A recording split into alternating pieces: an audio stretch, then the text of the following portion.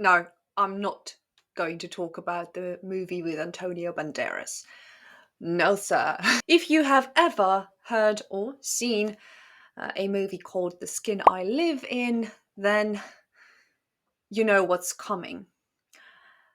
Thierry Jonquet's 1984 novel, Mygale, or Mygale, I'm bad with pronunciations, but it is more commonly known as Tarantula.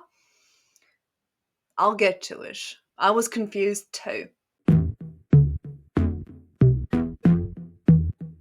Welcome to Check That Book, a special place on the internet where we get acquainted with arguably the most disturbing pieces of literature ever written. Boy, this is fun.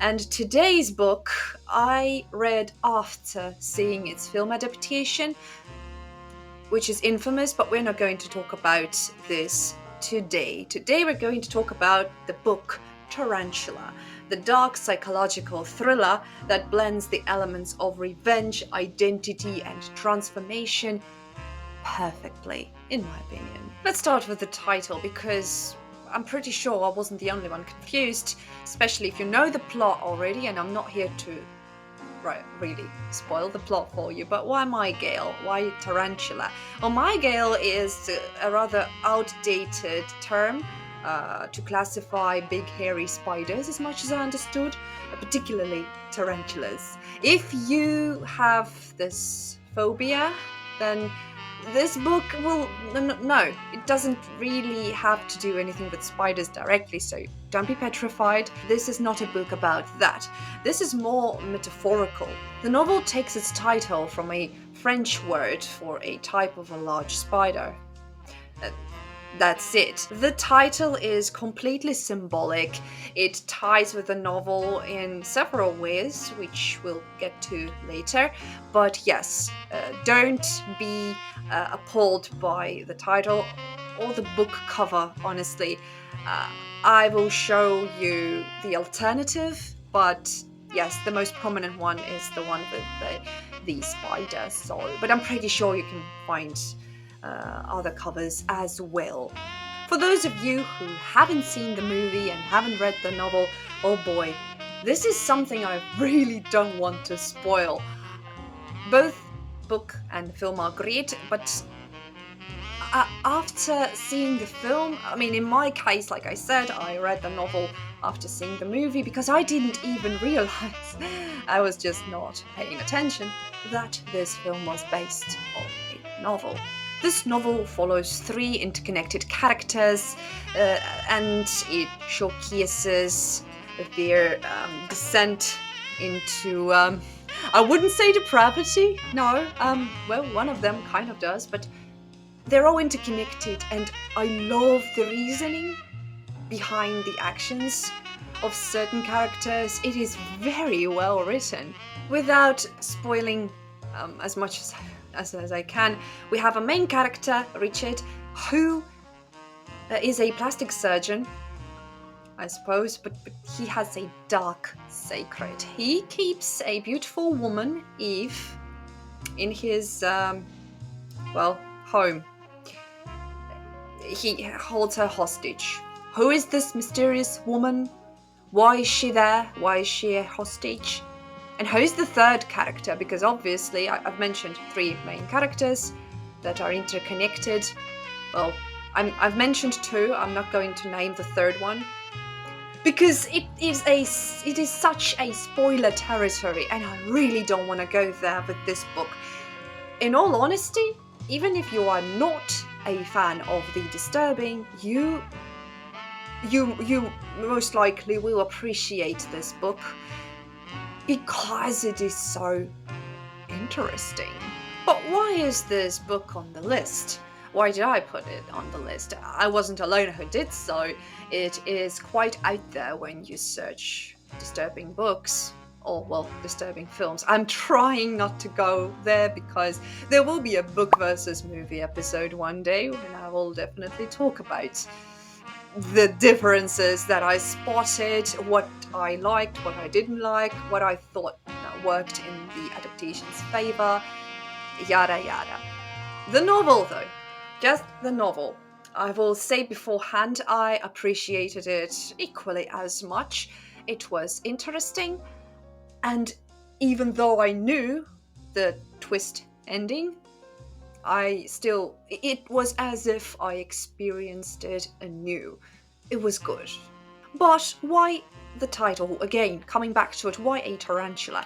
Well, the themes, the metaphorical themes of fear, phobia, of being kept prisoner. Also, the themes of predation and control. It again. I could kind of see where the author was going with it, but with the title, I mean. But the movie is called The Skin I Live In. Sounds so much better and is so much more to the point, in my opinion. Again, I tried, honestly. Sometimes those metaphorical titles that certain authors used work in the novel's favor, but sometimes too much. It's like a good parallel here. It's like watching Begotten without knowing the meaning of the film. Right? It will, otherwise it's just a boring schlock, but yeah, but I don't want to open Wikipedia every time I watch a film or read a novel. So I think the author kind of went a bit over the top here, but it's just my pet peeve, sort of. Like I said, the themes of paranoia and fear can be metaphorically connected to the title, but I don't want to speak too much of this title because I expressed my opinion on it. I'm not a big fan. Let's continue with the plot without spoilers, if we even can. Well, this woman who's basically captive in the house of the surgeon, the luxurious home, might I add. It's very well described. She's, again, you kind of sympathize with her, but at the same time, you are not being spoon-fed the events of the novel. You are not being babied at all. You have to figure it out on your own, and if you do, then the ending will hit you even harder in the face, in my opinion, because it kind of works both ways here. Either you're completely clueless, or if you pay attention and you figure it out before the ending hits you, then it will be like a double slap here. It's like a sucker punch, because yes, your suspicions turn out to be correct. It is as fucked up as you thought it would be. Holy shit. I hate to be right. That's the case. Why is it disturbing again? Did I mention? Well, it explores themes of, like I said, power, obsession, revenge, gender identity. Yeah, not gonna. Yeah. A lot. It's very psychological, very dark, and it will surprise you in the end. It's one of those where the ending is.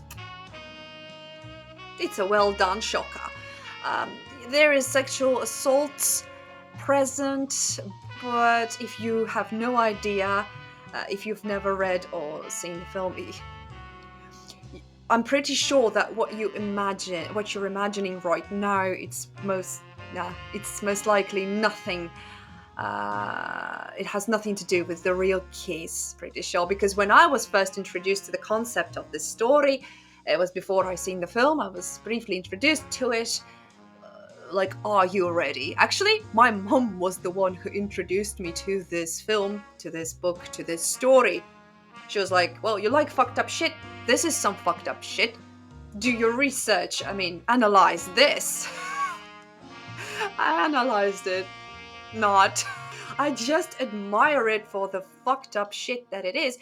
I beg your pardon. Not shit. Good stuff.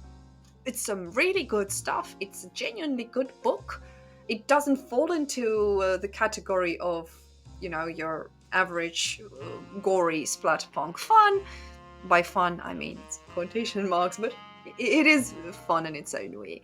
And it's not, I mean, it's deep, but not that philosophical as the author wanted it to be.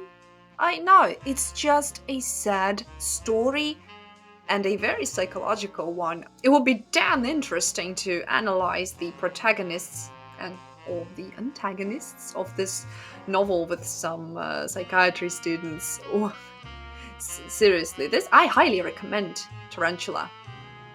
This novel culminates in shocking and disturbing revelation that will definitely not leave you cold-hearted. The narrative is suspenseful, keeps you in your seat. Very, very well done. Very cool book. I highly recommend. There's nothing much I can say about it. It questions morality. It questions the nature of justice and cruelty. Raises a lot of topics, very important ones to boot. So